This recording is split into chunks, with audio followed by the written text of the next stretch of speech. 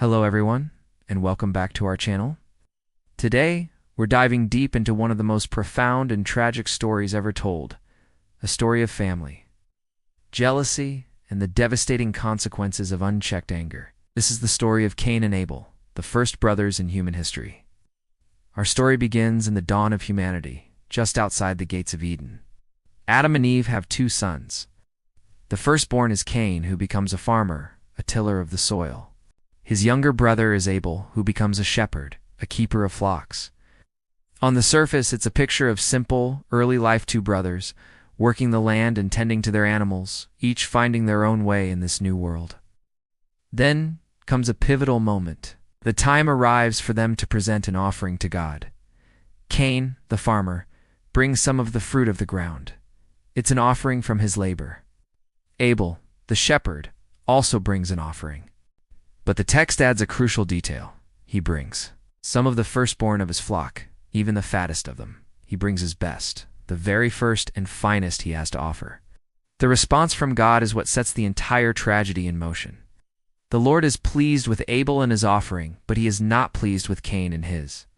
The text doesn't explicitly state why, but many scholars believe it was about the heart behind the gift. Abel gave his best, a genuine sacrifice, while Cain's offering might have been more of an obligation, something less than his finest. It was unbout the asterisk what asterisk so much as the asterisk how asterisk and the asterisk why asterisk. This rejection hits Cain hard, becomes very angry, and his expression was downcast. Have you ever felt that? That bitter sting of rejection, or the feeling that someone else's success is somehow your failure. It's a deeply human emotion. Cain is consumed by it. He sees Abel's acceptance as a personal slight. His face falls, his heart fills with rage and envy. He's standing at a crossroads, and a dark path is opening up before him. But here's a truly remarkable part of the story. God doesn't just abandon Cain in his anger. He intervenes. He comes to Cain and speaks to him directly, like a loving father trying to guide a lost son. He asks him, "Why are you angry? And why is your expression downcast?" God is inviting Cain to look inward, to understand the source of his feelings. Then, God gives him a powerful warning and a way out. He says, if you do what is right, you will be fine.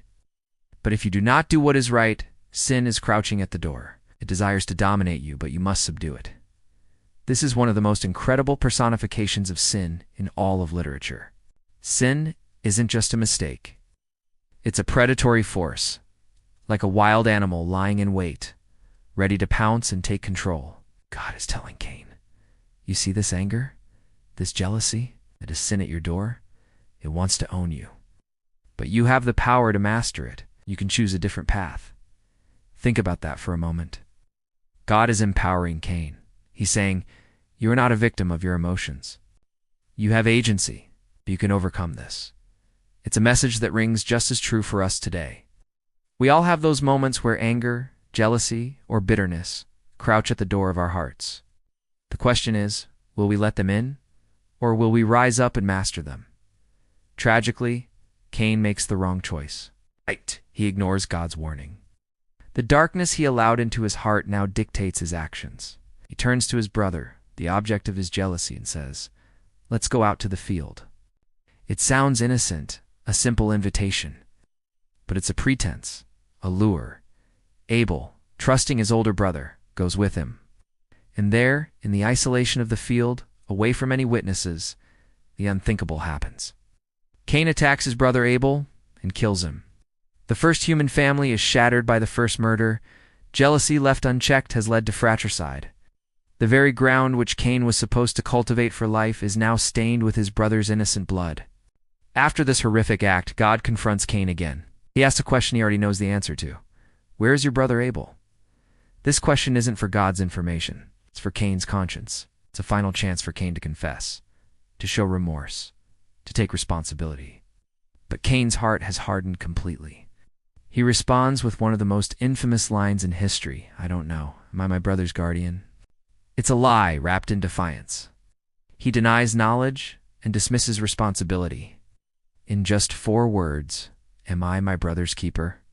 He tries to sever the fundamental bond of human connection and care. The story, however, implicitly screams back, yes, you are. We are all responsible for one another. God immediately cuts through the lie. "What have you done?" he says.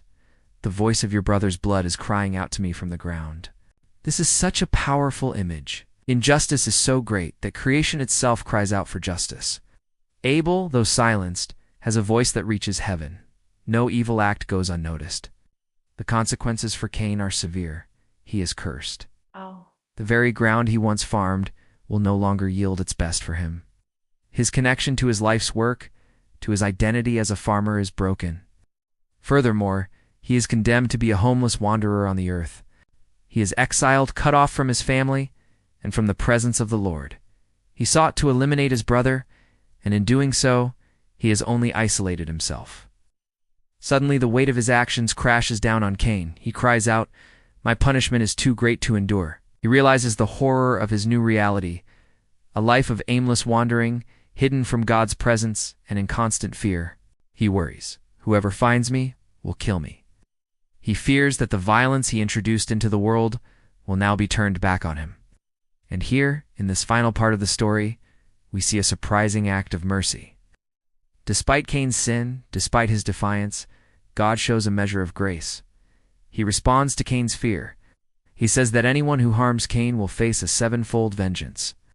And then, the Lord places a special mark on Cain, not as a mark of shame, but as a sign of divine protection. It's a promise that even in his exile, God has not completely abandoned him.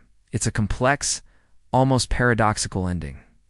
Cain must live with the consequences of his actions, but he is not left to be consumed by them entirely.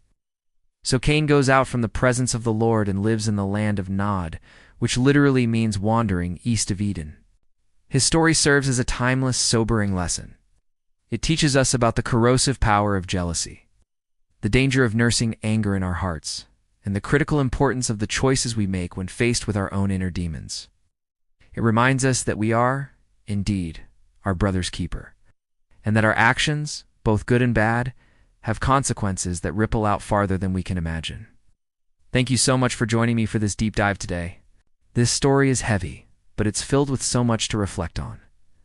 What are your thoughts on Cain's story? Let me know in the comments below.